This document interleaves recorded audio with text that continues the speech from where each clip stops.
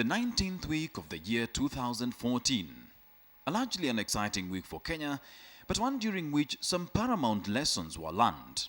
And what's the most important lesson we've learned this week? If you're living in Kenya, you're alone. Very much alone. Our government is a fantastic government. In fact, it's so fantastic that all of the promises it has made over the past year have all been kept. Right? Come on. Torture. Okay. But I'm sure we can find at least one item on the menu which, has been cooked to perfection. We will revive confidence in the government's ability to protect its citizens. Ah, yes. This sounds like a good plan. My government has laid a firm base for protection of our people and their property. You know what? I'm feeling safe already. After this speech, Olelenku felt so safe that he went walking around town in the middle of the night. Okay, he had like 100 men with guns following him around, but that's besides the point. But even the best thought out plans go wrong. And let's not kid ourselves. Things have not exactly been honky-dory in the last couple of weeks. We have been in consultation with the relevant security arms of government. This sounds promising. Let's all just relax. I'm sure a lot is being done to remedy this situation. The government has done its best. Wait a minute. Our collective security is a shared responsibility. Say what? I feel like I'm forgetting what the agreement was when this relationship started. Remember our agreement where I'd pay taxes and you'd make sure I'm safe? We will revive confidence in the government's ability to protect its citizens. In a nutshell, what you're telling me is...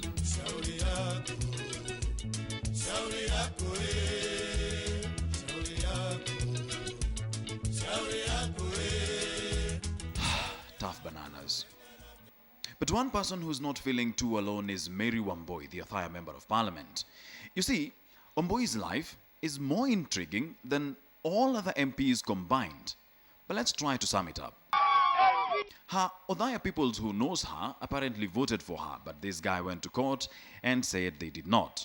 The High Court declared she was legally elected, the Court of Appeal said she was not, but then the Supreme Court said she was. So the decision stood and she was back in here. All in all, she marched on with a smile on her face and a song in her heart. Guess who's back, back again. Wambui's struggle to get back to Parliament is, however, no match for what these guys are doing. Breaking their backs, literally, for their clients. I wonder how many MPs do that. Anyway, these hardworking Kenyans do what one very famous TV advert once said, baada ya kazi, burudika.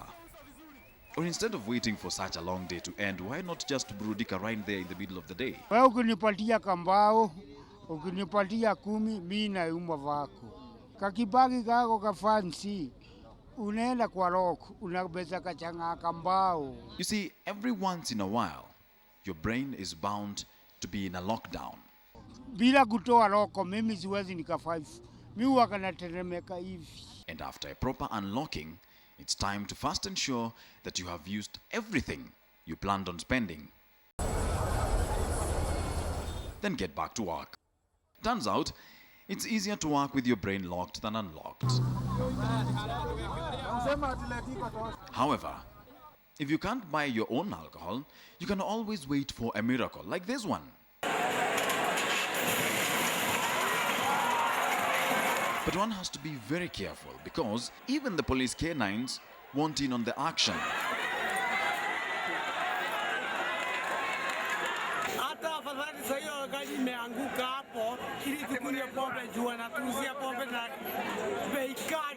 And it was a season to scramble for everything, including the right to speak.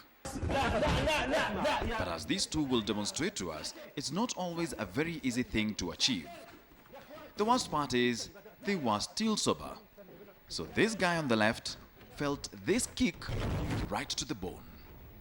Wilson Buru for KTN's Mock the Week.